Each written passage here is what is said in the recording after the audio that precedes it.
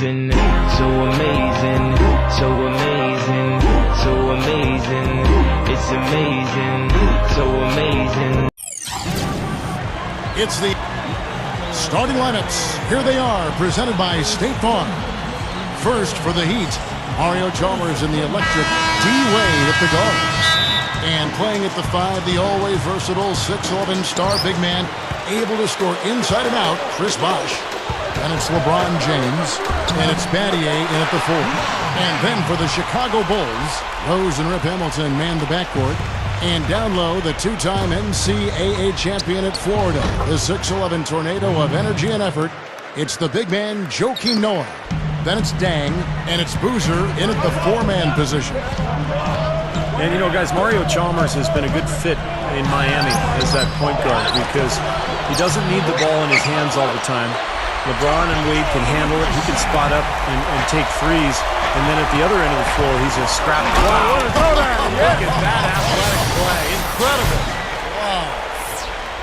That just shows you guys, I mean, he's always in aggressive mode. I mean, he will exploit any opening the defense gives him, and he's always probing, looking for opportunities to attack. And the highlight reel replay, brought to you by Sprite. Good stuff. And it's Rose penetrating and an emphatic dunk. Watch out below. Get out of his way now. No way that he was going to slow him down. Not that time. They weren't about to take those points away from him.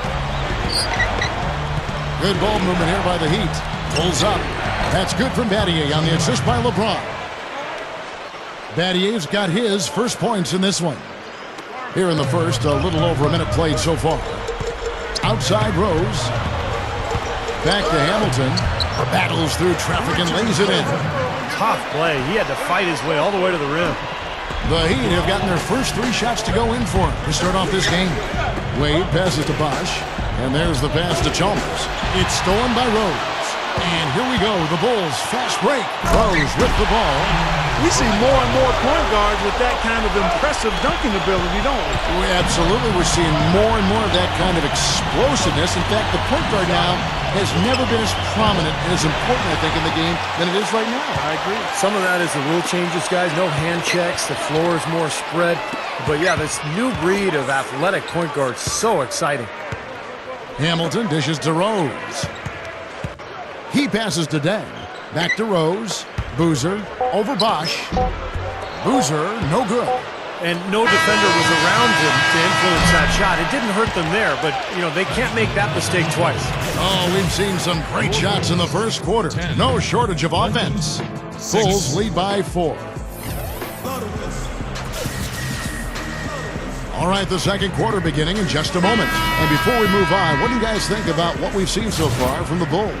And they're really keying in on getting as many good shots inside the lane as possible. They're doing a nice job of not just settling for outside looks. Yep, I agree. I mean, they're working it inside and doing it with intention and purpose. And a chance here to catch up with the 4th member of our crew, Doris Burke. Hi, Doris. Guys, LeBron James, all-defense first team for the last 4 seasons. He wasn't always known as a great defender, but it's something he really worked at, and he went so far as to say, I love defense much more than I do offense. I take pride in that side of the floor. And Kevin, with his incredible athleticism, he can really guard at least 4 positions out there. Yeah, he can do it all. Thanks, Doris. Well, what makes LeBron so great is that he's dominant at both ends of the floor. Defensively, he can guard any position. I think his defense gets overlooked at times, but he is really dominant at that end of the floor. Rose goes in. It's blocked. Here's Wade. And that comes off the assist by Mario Chalmers. Chalmers has got 3 assists in the game. Not exactly the way the Bulls wanted to perform in the playoffs last year, Kevin. And Derrick Rose, when he tore his ACL in the first game of the opening round, it was something they couldn't quite recover from. Gets it to go. And that makes it a tie ball game. Boy, they were not wasting any time on that fast break. Well, when it starts with a turnover, that's the best time to get out and run. You can beat the defense down the floor that way. And out of bounds as the Heat gain possession. But credit to the Bulls, they did get a couple of wins before falling to the 76ers in 6. But once Rose went down, their hopes, and Noah too, I guess, for a degree, their hopes at a title were probably out the window, Steve. Yeah, no question. It was a tough way to wrap up what was a fantastic regular season for the Bulls. But, you know, you need luck to win in the playoffs. You got to be good, but you've got to be lucky. And unfortunately for the Bulls, their luck was all bad last season. You know, and moving forward for Miami, they probably won't have a lot of cap room because of the big contracts of Bosh, Wade, and LeBron. But remember, it is easy to lure free agents to Miami because of the presence of those three, and then also the attraction of living in Miami. Well, Steve, going back to Miami and them trying to lure talent down to South Beach, not only the city itself, but veterans line up to play, knowing, like we were talking about before, Clark, they have a chance to win a championship. And that's the motivation, and as long as the big three are there, they won't have any trouble finding players who have been let go or in the last years of their contract who want to play for a winner, and those kind of players are willing to give up some cheese for some gold. That jump shot's like a layup for him when the defense backs off like that. Back to Lewis. Got a piece of it. Here's Hamilton. Here's Cole. And that's not going to go. And we're through 2 here and a good one. Bulls out front. Now, presented by Sprint. Welcome, fans. We've got a close game going on out in Chicago. The Bulls are in a close one against the Miami Heat. They've done a great job closing out their defensive possessions, grabbing boards, great rebounding. A nice start for Derrick Rose. They aren't exactly eye-catching numbers, but don't be fooled. He's came to play, and he's leading them towards a victory in this one. A gorgeous view of the Chicago skyline as we welcome you back. Looking at the game Rose has been having, 4 points and 1 steal. That is good. And he's most dangerous as a long-range shooter, someone who can do serious damage behind that three-point line. And we all know how important the three-point shot has become with every team because you've got to be able to space the floor and run your offense. Also, there's one other thing I've noticed with him. I mean, he's great at stripping the ball away from you at the last possible moment.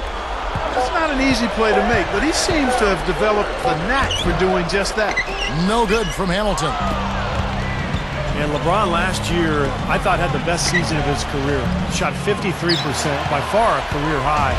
And I think it started with him really making a commitment to go inside and to avoid those bailout three-point shots.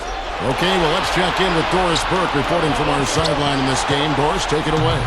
Gentlemen, one thing you love about the Chicago Bulls team is the culture they seem to have established of defense and unselfishness.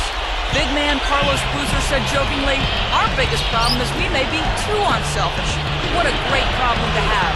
We've got subs who easily could start for other teams, and they've accepted roles because they know they're part of a great team. Our team spirit is about one thing, and that's winning. All that matters is our record. Kevin? Well, they've got it right, Doris. When you win, all the accolades take care of themselves. Here's Boozer, gets the bucket. And for LeBron, with his strength and explosiveness, no question he has the ability to overpower defenders in the paint. We see it, Clark, all the time. Yeah, and I like the fact that he's really been less enamored with the three-point shot. He's really concentrated and been intentional about getting that ball into two-point territory, working on his post-up game, and really putting pressure on defenders that make him unguardable. It's going to be 2 free throws. Drew contact on the shot. And no question, he got bumped on that shot. Definitely no room for discussion on that one. Bulls shooting their 3rd and 4th free throw shots of the night. Well, you look at the numbers from a season ago, guys. This is one of the worst free throw shooting teams in the NBA, 72%. And I know the free throw shooting is an area they focused on improving coming into this season. He just has such a great rhythm at the line, whether it's with a big lead in the first quarter or with the game hanging in the balance like it is now. Looks for Lewis, gets it to him. Some solid defense from Rose. And you got to like the defense inside, really protecting the rim. Challenging shots and making his presence felt around the rim, that's exactly what he can give you. And it's Gibson finishing it off. Now that's how you execute an alley-oop there, fellas. And with an exclamation point, too, on the finish, throwing it down hard. What a terrific play on both ends. At the end of the third, the score is all even. Both teams absolutely filling it up. And after a quick break, we're going to come right back with the start of the fourth quarter.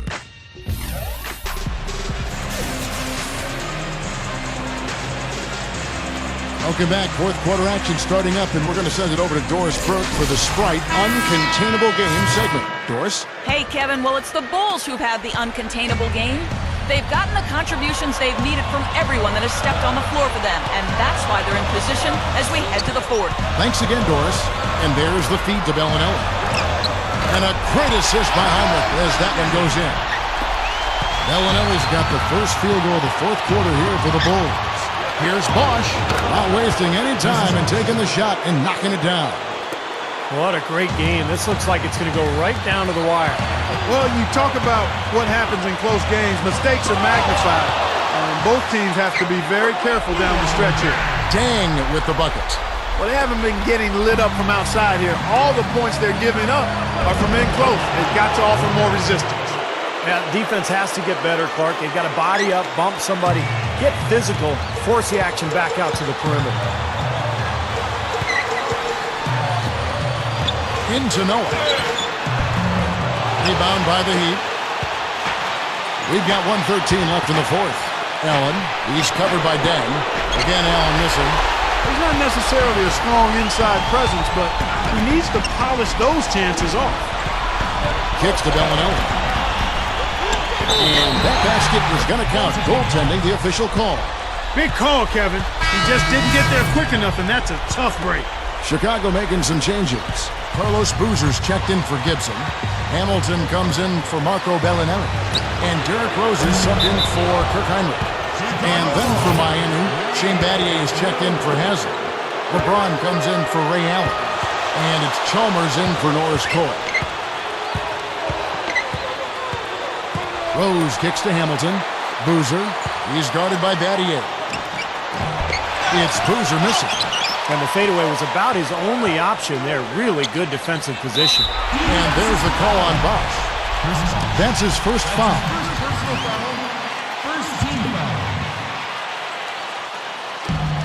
29 seconds left in the fourth quarter. Rose goes in. Second shot opportunity. Here's Noah. Nice D from Bosch. He's always going to have a difficult time finishing when the defense is in his face like that. LeBron, that's a two-pointer. It's off. And they go to the intentional foul. Yeah, you got to freeze the clock. I mean, that's the enemy in this situation. A few misses at the line, and they're in good shape. He gets the first, and that makes it a three-point lead. So he gets them both, and it's a four-point ballgame. Those free throws should put a cap on this one. Great job at the line. And the Heat call time here. They're behind by 4. 7 seconds left in the fourth quarter of this one. Let's catch up with Doris from the sideline.